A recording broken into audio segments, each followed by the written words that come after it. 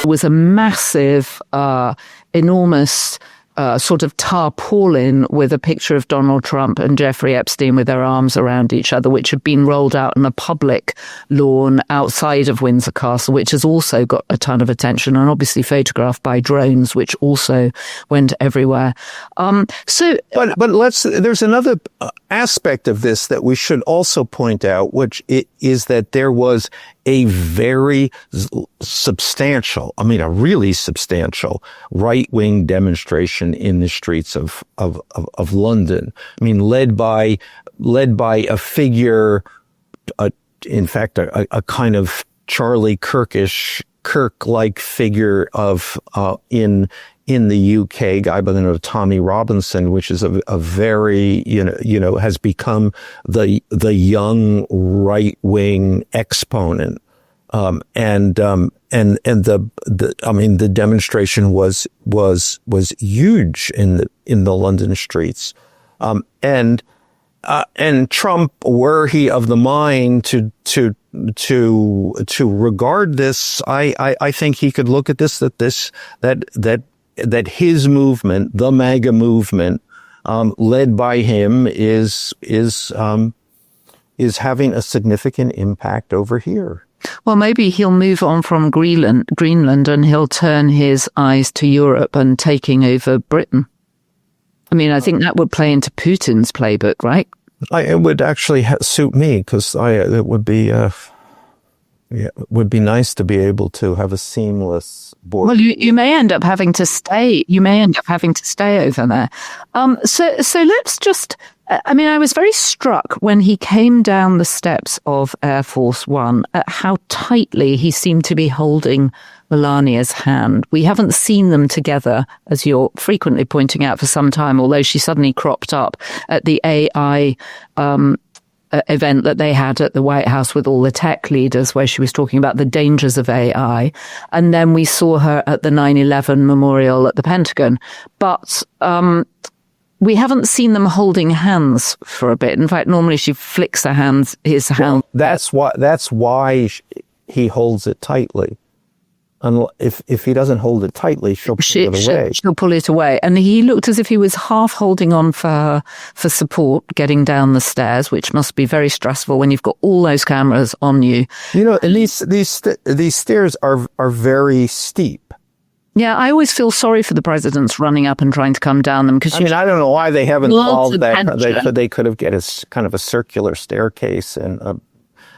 Well, they did solve it for Joe Biden, right? Which is they put it in the middle of the aircraft and they gave him shallower stairs. But you think these things are slippy. I'm sure I would fall both up and down them. So I have some sympathy. But it's been very windy in London, so he could be. Well, it would have to be a big wind to.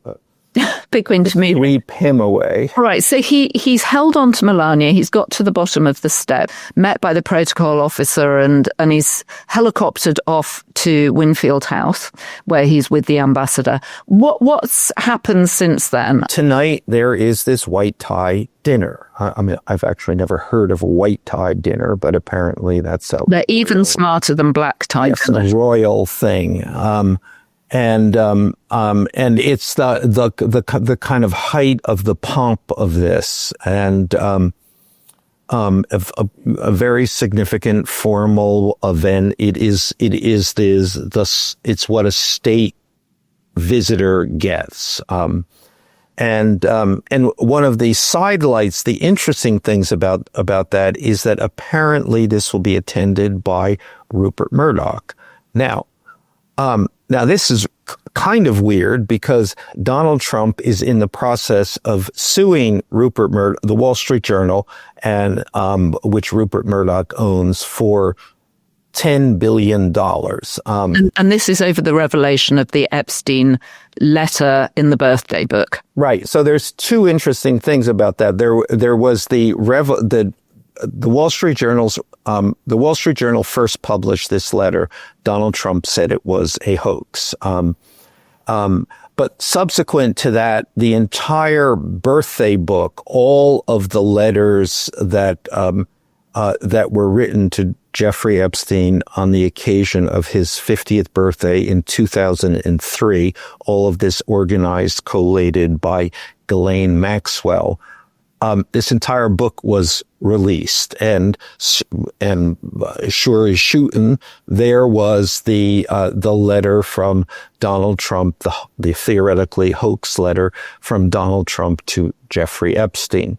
Now, nobody else in this, of the many people who wrote Jeffrey Epstein letters, family, friends, Leon Black, Alan Dershowitz, they're all there. Random celebrities. Nobody else has denied the authenticity of these letters. The only one who has denied the authenticity is Donald Trump. So, indeed, Peter Mandelson has been fired because of the authenticity of his letter. Right, and he didn't say that's not me. So, and so we can assume that actually it's a genuine letter from Donald Trump. But he certainly has not said, okay, you got me, and withdrawn his suit. Rather, he is not only aggressively pursuing his lawsuit, but then he sued the New York, he announced he was going to sue the New York Times for also citing this letter. Now, possibly because someone near Trump said, "This is, you're on sort of sinking sands here," and he did not sue them because of this letter. Instead, he turned around yesterday and sued them for some other articles that he didn't like for $15 billion, I believe. 15 billion, and for years, he argues, of articles that were just written against him. Right. So in other words, bias against him. This is against the backdrop of after Charlie Kirk's death, saying that he is going after free speech. He doesn't call it free. He is going after leftist speech. That's what he wants to curtail. That's what he wants to regulate. Now, hold on. Can we just go back to the spectre of this incredibly formal dinner where he will be dressed up in white tie? I'm sure we'll get details of whatever the First Lady is wearing. But he will be sitting near Rupert Murdoch. He will be eating at the same table as Rupert. Well, so I understand that he asked for Rupert Murdoch to be invited, and what Trump intimates have told me is because he believes that he can, quote, pressure the old man into a settlement. Rupert Murdoch is 94 years old. So if he can pressure him into a settlement, and then a person near Trump said to me that it could be an easy 10 million. So there is this kind of thing that he's now attacking free speech. I certainly in this instance as a way to collect some money for himself. As a sort of shakedown. Which he did for, in his suit against ABC. They settled for $15 million. A suit against CBS, they settled for $16 million, all which goes not to the United States Treasury, but to Donald Trump. And the lever here that he has against none of these suits would prevail in any court. They're specious, ridiculous. You can't even begin to take them seriously at any legal level. But he controls the United States government. So the United States government, so it's not just a lawsuit. It's just not just what happens in court. It's what these companies face in terms of interference by the United States government. So it's enormous leverage that he has over anyone that he sues on and again, who he is suing on a personal basis.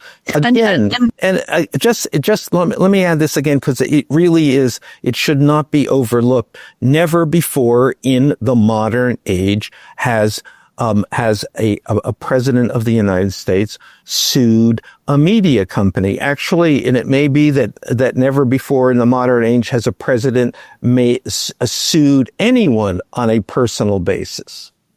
Well, and it's also worth reminding people that the head of the DOJ, Pam Bondi, was his personal lawyer, and Todd Blanche, the number 2 at the DOJ, was his personal lawyer.